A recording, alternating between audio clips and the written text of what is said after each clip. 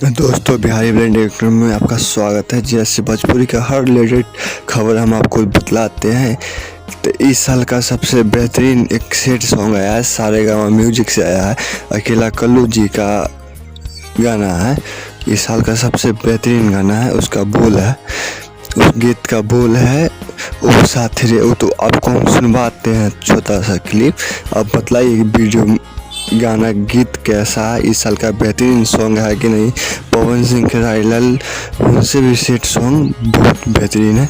आप सुन के बतलाइए हमको। आप वीडियो में कमेंट कीजिए कि हर भोजपुरी स्टार का आप किसका खबर चीज जल्दी चाहते हैं। सहन रोग धरा के ही मिलन वाला मन तड़पे छन छन दिल हमारे लागे कहीं।